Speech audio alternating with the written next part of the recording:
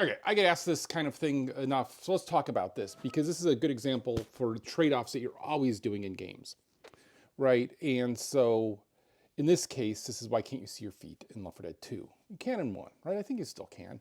We turn that off every so often and nobody notices, and then people get told to notice and they get really mad. So I think the feet look like jank.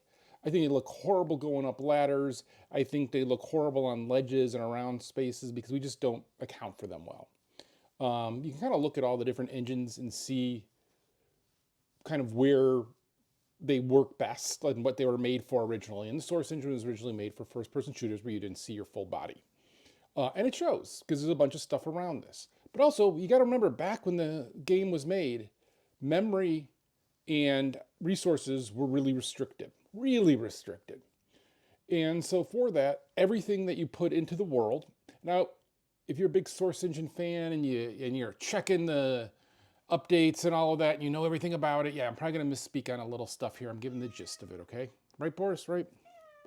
Here you go.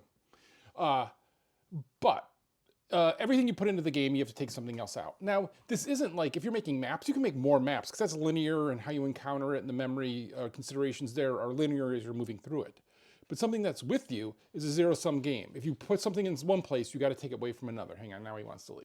And so because of that, you're always trying to figure out what's the best way, what's the most memory efficient way we can move through the world.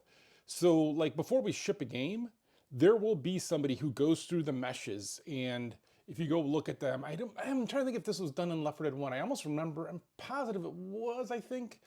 Definitely in 2. Like if you look at the weapons and stuff that the players actually hold, the first person versions of those, they won't have any facing things that are away from the player because nobody sees those. There's a different weapon that appears in the third person or for the other people. So we would try to trim as much memory out of those as we could because we had to save it everywhere we could, right? If we had a crash, it was memory related, always. And so we are trying to just get it down to the bone. And so if we have your feet carrying around with you, we're kind of carry those around everywhere. That means they're always in memory, they're always available. So we can either write a whole bunch of stuff to make it smarter about that, but if we don't care about that as a goal, we're not going to do that work. Instead, we're going to be like, hey, what can we do instead of these feet? And so for Left 4 Dead 2, we have more zombies on the screen.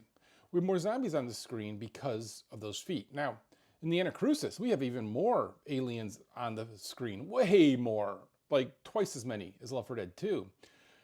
But memory's changed and how we can do it's different. So back in the day, our choice was for Left 4 Dead 2, can we have more zombies or could we have feet? And since nobody liked feet, we said, let's get rid of the feet. Now in Left 4 Dead 2, there's two things that happen here. Is not only do you have bigger groups of zombies, and remember, we're not like World War Z, right? They've got a gajillion zombies. We're talking like we have 30 and now we have 34, 35. Like they're small increments, but they're meaningful because what we wanted to do is we wanted to have more ambient zombies in the world. And if you look in the world, there's more zombies just kind of hanging out, throwing up, occasionally getting fights with each other or whatever. Because we wanted to have that kind of more richer, fuller, we thought. The odd thing there, I don't know if that was right. Well, that was right, but we should have gone back and done one other thing. Because one of the things that I really like in the original Left 4 Dead is how empty it can feel sometimes. Sometimes you will move through the world for like 30 seconds, which sounds really short, but trust me, count in a game. And all of a sudden you realize how long 5 seconds is and how short 30 seconds is. Or vice versa. You know what I'm saying. Like time just gets distorted weird. But you would move through these areas and it would just be empty. And that just had this really great sense of dread, that really great sense of like, ooh, this is weird. This is weird. We're in a spot where there should be a lot of people and there's not. This just feels really creepy.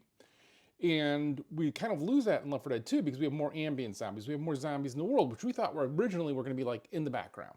So I had talked before, I worked in ballet. Ballet does this really cool thing of is almost everybody's on stage all the time. Background people. Because they are the scenery. Because the scenery needs to move, because when the dance comes, it goes. And like in plays, you'll have scene changes, but in ballet, often you use the physical people. And I was actually thinking about that during this, because I liked having that kind of tableau of the zombies in the background. Look at that, highfalutin ballet getting in your zombie game. But the problem is, players didn't ignore them. Players didn't look at them as that background, as that tableau. Instead, they decided that was something they interact with and what they should do is kill them, which is probably the right move. And so that meant you have less total downtime in Left 4 Dead 2 than you do in Left 4 Dead 1, which then ends up making it feel a little less creepy. Besides being daylight and other things, that's one of the things I think people don't understand of why there's a difference in the feel between the two. If I would go back and do it now, I would say I like those zombies floating around out in the world a lot, but I would also condense it where sometimes we just have nothing, and then have places where we have those, and then you can encounter them, because then you would get the kind of the best of both worlds. But as with anything, you're working on it, your head's down, you're trying to pick the most important things, and the least important thing to us was feet. So we wanted more zombies, and so for that we traded it off. Now, if they went back, could you update and put them back in? Sure, but they're gonna look like crap, right? They're gonna look like crap. They're gonna be janky as hell. They're gonna look like hell in so many different situations. That's just not worth it. And I know, a bunch of people are gonna go on here and be like, no, my God, you got to do this because you could do this. Oh, you're just lazy, blah, blah, blah, blah, blah. No, this is what you think's important. I don't think it's important. So I will never worry about putting feet in a game. If you don't like that, don't play my games without feet. But like, I just don't think that's an important part of first-person shooters, and so it's just not something I do. Now, is that to say future things, like the thing I'm working on now, actually has feet in it, because it kind of came for free. So sure. And I still think they look a little janky, but whatever, it's not the worst thing. It would take more work now to cut them than add them. So, all right, but that's why. So I hope you can appreciate that you get more things to shoot, and you're not looking at your feet. Just look up. Look up. If you're looking at your feet, you may not be the best player. I'm sure you're fine.